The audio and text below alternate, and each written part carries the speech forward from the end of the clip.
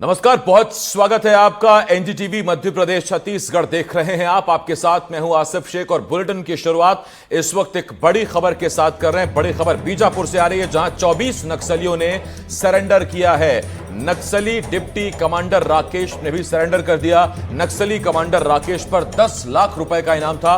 24 नक्सलियों पर कुल 87 लाख रुपए का इनाम घोषित था। 2025 में अब तक कुल 227 नक्सली सरेंडर कर चुके हैं। बीजापुर में जवानों को बड़ी सफलता हाथ लगी है, जहां बड़े इनामी नक्सली समेत 24 नक्सलियों ने सरेंडर कर दिया है, जिसमें नक्सली डिप्टी कमांडर राकेश, जिस पर 10 लाख का इनाम था, उसने भी सरेंडर कर दिया। वहीं कुल 24 नक्सलियों पर 87 लाख रुपए का इनाम घोषित था। सभी सरेंडर 24 नक्सली फायरिंग, आईईडी ब्लास्ट, आगजनी जैसे अन्य घटनाओं में शामिल रहे हैं। साल 2025 में अब तक कुल 227 नक्सलियों ने पुलिस के सामने आत्मसमर्पण किया। वहीं 2025 में अब तक कुल 237 नक्सलियों को गिरफ्तार किया गया और 119 नक्सलियों को अलग अलग मुठभेड़ में सुरक्षा बलों के जवानों ने मार गिराया है।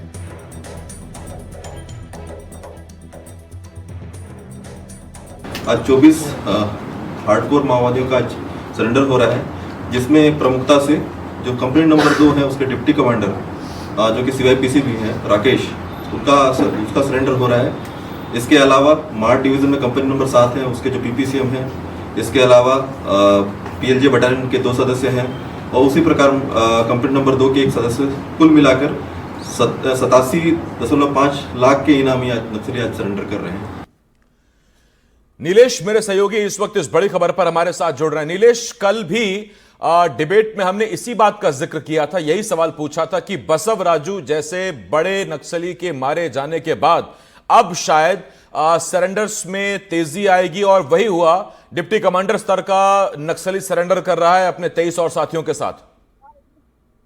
बिल्कुल, देखिए लगातार, हालांकि बसव राजू के मारे जाने के बाद थोड़ा सा मनोबल पर जरूर और प्रभाव पड़ा होगा, लेकिन अगर सरेंडर की हम बात करें तो लगातार पिछले 1 साल से, जब से खासकर जनवरी 2024 से अब तक लगभग 1.5 साल जो हो रहे हैं, 1 साल से 1.5 साल, उसमें लगातार सरेंडर के मामले बढ़े हैं। और जो आंकड़े बताते हैं कि इन 15-16 महीनों में कम से कम 1300 से ज्यादा जो है वो नक्सल जो है वो सरेंडर किए हैं। इसमें कई बार बल्क में सरेंडर हुए हैं, 35 नक्सली, कभी कभी 50 नक्सली भी सरेंडर किए हैं। लेकिन आज की जो सरेंडर का जो मामला है वो इसलिए भी अहम हो जाता है कि 2 दिन पहले ही जो इनका कप्तान था या इनका चीफ था, उसको मुठभेड़ में मार गिराया गया है। और उसके बाद से जो जिसके ये कमांडर बताए जा रहे हैं, पीजीएलए पीपुल्स गुरिल्ला लिबरल आर्मी के, ये इस आर्मी का गठन ही जो है वो बसव राजू के ही नेतृत्व में हुआ था और इसको मजबूत करने का काम भी बसव राजू ने किया था। ऐसे में इस कंपनी के लोग अगर सरेंडर कर रहे हैं तो ये भी एक बड़ी सफलता है। और एक बात और बताऊं आसिफ, कि जो ये मुठभेड़ भी हुई है जिसमें बसव राजू मारा गया है, तो बसव राजू का इनपुट कैसे मिला, इसको लेकर भी तमाम चर्चाएं इस बात की हैं कि कुछ समय पहले भी बटालियन नंबर के 2 के और 7 के कई लोगों ने समर्पण किया था और उनसे भी कई सारे महत्वपूर्ण इनपुट जो है वो मिले थे और उसके बाद ऑपरेशन लॉन्च किया जा रहा है। तो इनका समर्पण करना न सिर्फ नक्सल जो संगठन है उसकी संख्या को कम करना, बल्कि सुरक्षा बलों को भी बेहतर इनपुट मिल पाना और इसका भी लाभ जरूर मिलता है। तो सरेंडर अपने आप में दोनों ही तरफ से, चाहे वो सरकार की विकास नीति जो खत्म करने की बात है नक्सल, उसके लिए भी, और फोर्स को भी जो मजबूती से लड़ाई लड़नी है, तो सफलता इस पर मिलेगी। जी, ये मुझे लगता है नीलेश 3 तरह से ये सफलता होती है। पहला, जैसा आपने कहा कि नक्सलियों की संख्या लगातार कम हो रही है। दूसरा, कि जो नक्सली सरेंडर कर रहे हैं उनके जरिए से अहम इनपुट मिल रहा है। और तीसरा, जो अभी भी कार्यरत हैं संगठन में, वो पीएलजे हो, वो कोई भी बटालियन हो, उनका मनोबल भी टूटता है और उनको भी एक उम्मीद जगती है कि हमें भी शायद सरेंडर कर देना चाहिए।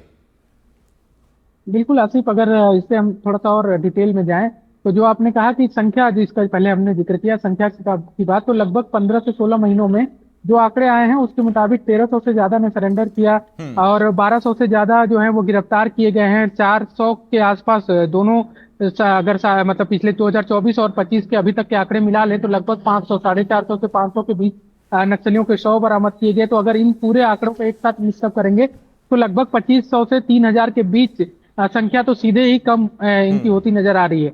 इसके अलावा जो संगठन कमजोर हो रहा है और दूसरी ओर फोर्स को इस पे जो है फोर्स भी मजबूत हो रही है। और तीसरी सबसे महत्वपूर्ण बात कि जब सबसे बेहतर पॉलिसी बनाने का दावा छत्तीसगढ़ सरकार कर रही है कि सरेंडर पॉलिसी जो है वो सबसे बेहतर पॉलिसी है, यहाँ पर और मुख्य धारा उसके में जो आप जुड़िए और आपकी समीकरण है मांग- या जो उसके नतीजे हैं वो अब दिखने भी लगे हैं। अब से कुछ देर पहले हमने आपको दिखाया भी था, एनडीटीवी पर एक्सक्लूसिव मुख्यमंत्री विष्णुदेव साय ने कहा था और उम्मीद भी जगाई थी। उन्होंने कहा था कि हो सकता है कि मार्च 2026 से पहले यानी तय डेडलाइन से पहले ही नक्सलवाद का खात्मा हो जाए और बस्तर पर्यटकों के लिए स्वर्ग साबित हो। बहुत धन्यवाद करता हूं मैं आपका नीलेश, इस तमाम जानकारी के लिए। नीलेश मेरे